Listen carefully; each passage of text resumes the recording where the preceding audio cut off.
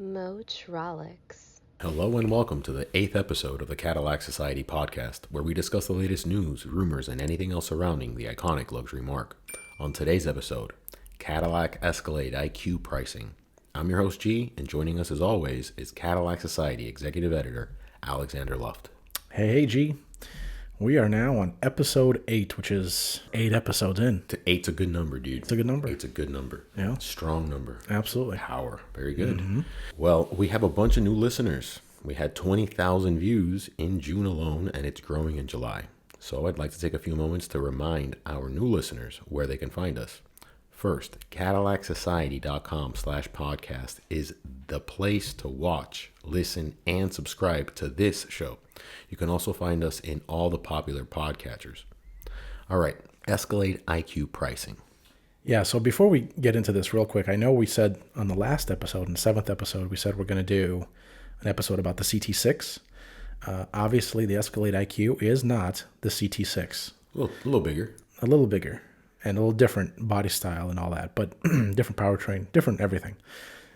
We will still do an episode on the CT6. It won't be this episode. It won't be the next episode, but it will be episode 10. That will be the episode that we will dedicate to the CT6 because we've had this Escalade IQ pricing come out. In fact, CadillacSociety.com and GMAuthority.com were the first to report on the pricing for the Escalade IQ just this very week. So I thought it was a bit more opportune time to actually discuss pricing for the IQ. So all the prices that I'm about to mention, these all include the $2,290 destination freight charge, the DFC, which is it's quite a big number for the DFC, but nevertheless there it is. Okay, so the base 2025 Escalade IQ Luxury 1. So that's the base trim level, at least for the 2025 model year. It will begin at $129,900. The Sport 1 trim will start at $130,490. So roughly the same, what's $500 between $130,000.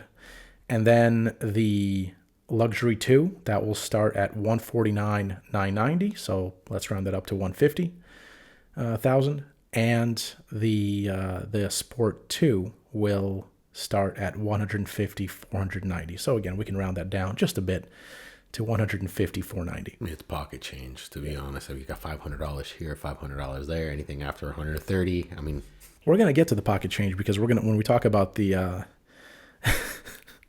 the lack of the federal tax credit for these things, which is not pocket change, but it is pocket change for those who are going to buy this. So we'll get to that.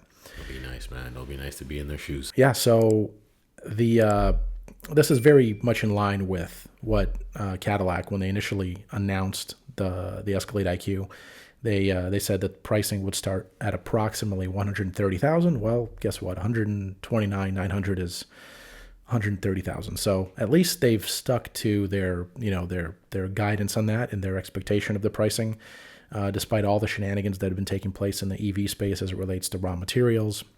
The logistics, the supply chain, all that stuff hasn't really impacted much the pricing of the Escalade IQ, which is good news. And as I just mentioned, due to its high price, $130,000 to start, essentially $150,000 for the higher end trims. Due to these prices, the IQ will not qualify for the federal EV tax credit.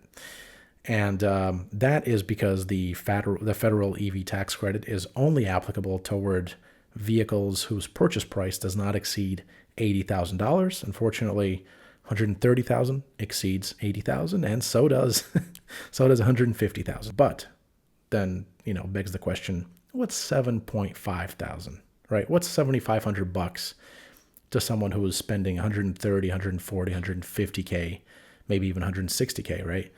If you maybe equip the Sport 2 and the Luxury 2 up a bit more, you get to $160,000. What's that amongst, in that figure? It's nothing. So I mean, most of these people are looking at cars that start at these prices and go up from there. Mm-hmm. They're not looking for, the $7,500 little bonus. They don't care. it wouldn't matter to them. It's a drop in the bucket for 130,000 bucks. And I actually do think that this makes the Escalade IQ the most expensive.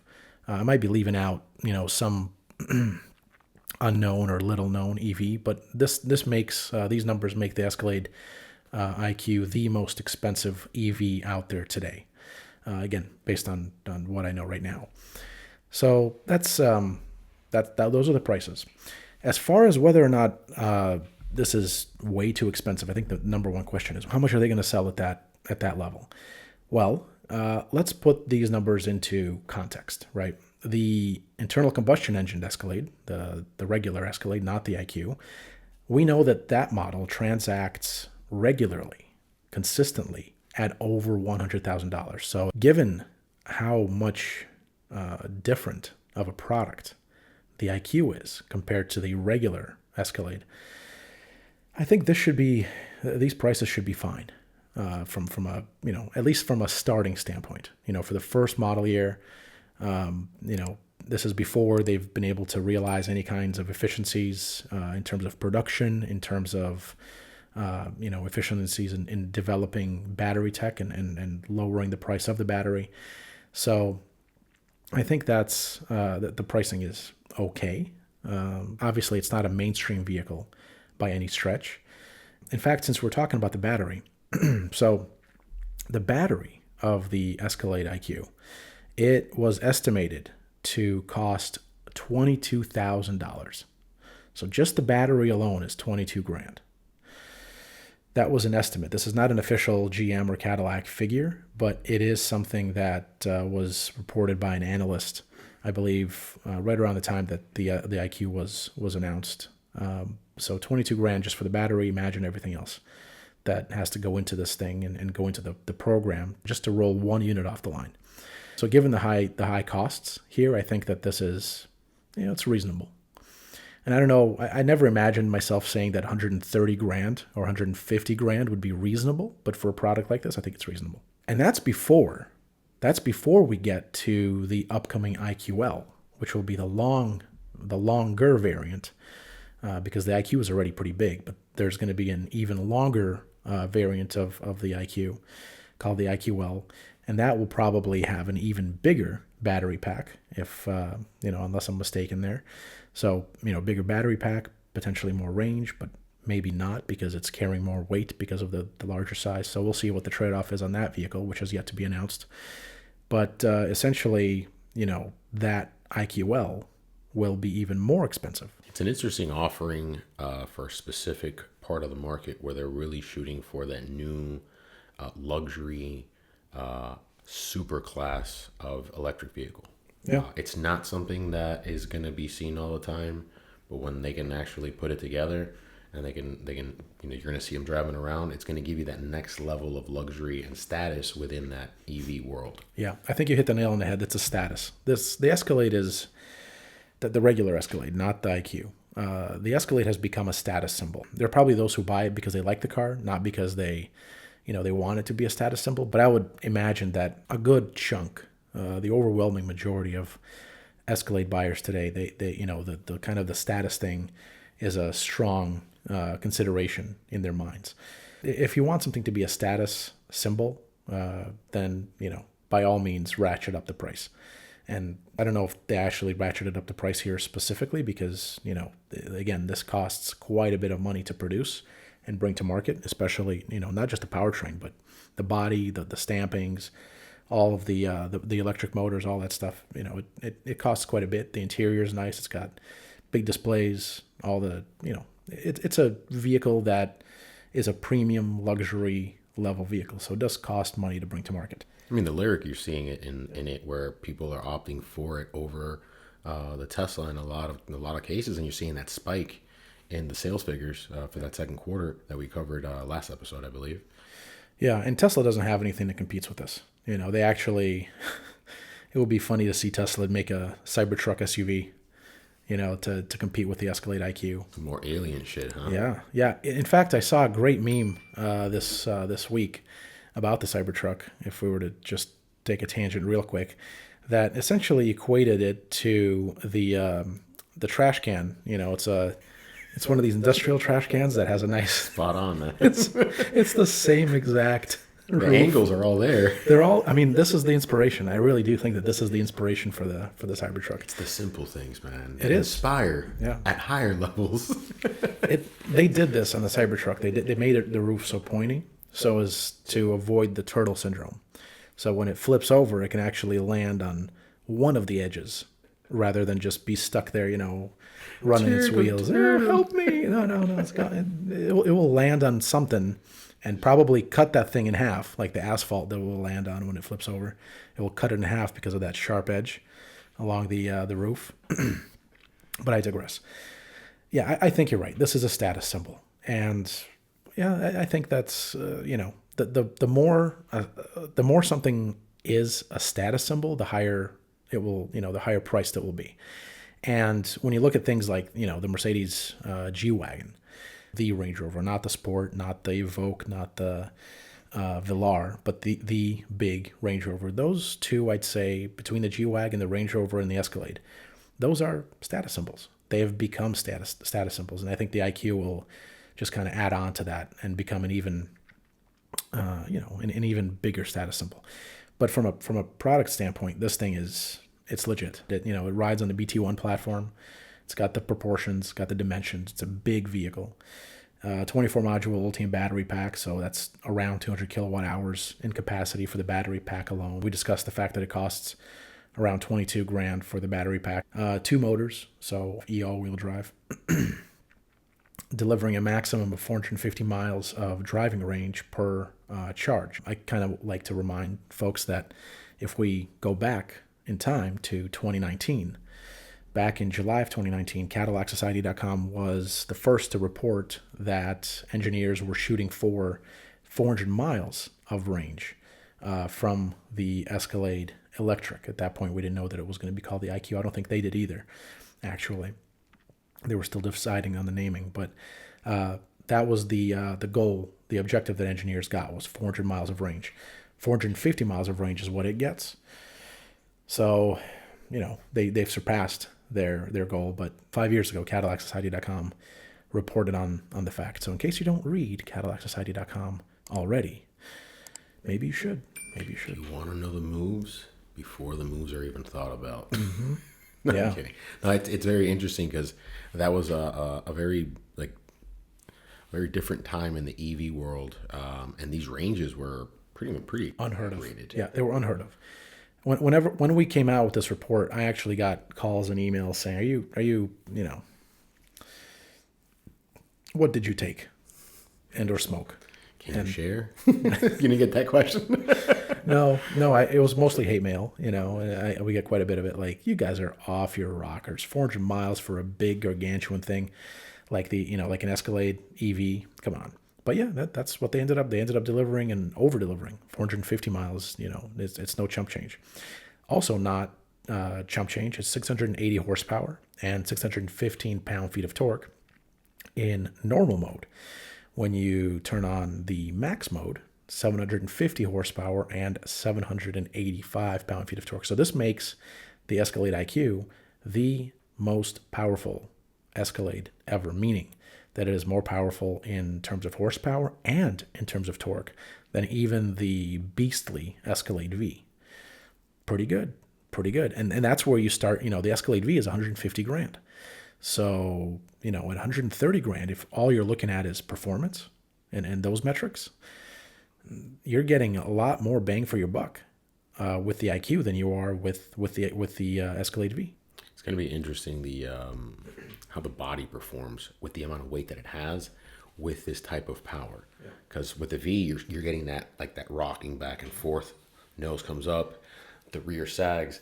But this is nice. This is a lot more weight. You got a lot more power distribution. It's going to be interesting. Yeah, the Silverado EV, which I drove in 2 configurations already, the work truck and the the RST. I think I've mentioned that already before. But that vehicle drives completely different, in a completely different fashion. Has completely different ride and handling dynamics and characteristics than an internal combustion engine vehicle. And that thing is fast as hell. And I think, the Escalade IQ will be more of the same, but better. So it's like same, but better. Smarter though, because it's IQ. So It is if IQ. If you get it, you're smart. Yeah. You see what they did there? Exactly, yeah. I like what they did there. They did. I mean, they had to leave the Escalade name there, right? But you're smart now. But now, so that begs the question. If you don't buy the IQ and you just buy the regular one, You're not as smart. oh, not as smart. That's a good, you ought to be in PR. I'm gonna call them up. I'm gonna be like, hey guys, hear me out. Okay, no judgment. Just hear me out. I'm sure they'll take your call. Yeah. They'll take all of our calls. They'll like me. I'm nice to deal with. Yeah, you are. So, okay, one thing that not many people have seen the Escalade IQ in person. Mm-hmm. But I got a good friend, real good friend. You might know him. Who is it? I don't know. He goes by Alexander. Oh, man. What do you think about it? He doesn't have you sound seen that it? nice. Yeah, I've seen this thing on 3 different occasions now, with the first one being at the reveal event. I think it was last year. And it's quite a stunning vehicle. It looks good. It's big. The first thing you notice about it is just how big it is. It's huge. The regular Escalade, the non-smart, the non-IQ, it's already a big vehicle, but the IQ is even bigger. Imposing. It's imposing. Just the overall size and the overall demeanor of this thing. It looks good, and it's like the first thing that I noticed was, wow, big, and then all the different detailing. So, for instance, the LED grille looks great. The vertically oriented headlamps with the horizontally oriented turn signals looks great. There's 2 things going on. First is the size. So you kind of already have to see it because it catches your eye so much. And then when you see it, you're like, whoa, that's a big boy. And then when you actually start to observe, once it's caught your eye, once you start to observe the details, you really start to really appreciate it. So at least that's what happened to me. So it looks good. It has, from an exterior design standpoint, it looks incredible. I'm a little bit iffy still on a few different details on it. For instance, the running boards, they're not deployable. They're fixed running boards and they stick out always. So even when you close the doors, they're sticking out, and they're not like your typical running boards. They're actually, it's funny, they go under the doors. So the doors cover them a bit when you close the door, but when you open the door, you get more of the running board, more of the space. But so they couldn't integrate the deployable running board into the BT1 architecture, just based on the way that architecture needs to take the battery and in the, essentially the floor of the vehicle. That's one thing. And then the other thing is the taillights. I'm not really sold on the taillights yet. I'm a big fan of the vertically oriented, uninterrupted taillights in the regular Escalade. But in the IQ, they're still vertically oriented, but they are interrupted. You have that dual kind of tier thing going, that theme. And I personally prefer the way that the ICE Escalade treats the taillights. It's not to say that it doesn't look good, but I think that the design needs to be something that moves forward. It always needs to be evolving for the better. And in the case of the tail lamps, I feel like in the IQ, they've taken a step backward versus the internal combustion engine Escalade's tail lamps. So like I said, there's a few things here and there, but overall the thing looks good. The vehicle looks good. The interior is great. The huge coast-to-coast, pillar-to-pillar screen, AKG sound system. The screen is just like on the Celestiq, just like what we'll see on the Escalade 2025 model year refresh. This thing just pops. You get in the car and it's like the wow factor is off the charts. It's the gem. It's the gem. Yeah, it looks great. All kinds of really cool animations taking place there. It's really nice. And beyond that, you do have some interesting things taking place. So, for instance, there is a package available, the rear seat. I believe it's the executive package, and that package enables you to have a wireless phone charger for the first 4 passengers. So the driver gets their own wireless inductive phone charger, the front passenger, and then the 2 middle row passengers, they get their own via the executive second row seating package. So it's got some interesting things taking place that it's no slouch in the tech department.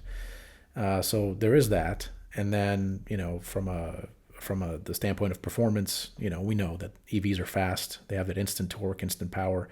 I imagine this thing will drive right between a body on frame vehicle like the Escalade currently is and a unibody vehicle. I think, from every BT1 vehicle that I've driven thus far, so this includes the Silverado EVs, the Hummer EV pickup, and the Hummer EV SUV. Those are the three that I've driven thus far, and they drive superbly. And they don't drive like body on frame, behemoths like the Escalade does. Even though the Escalade has, the team has done a great job at, correcting a lot of the body on frame stuff that just inherently comes along with a body on frame vehicle. Even there, you still know it's a body on frame truck, right?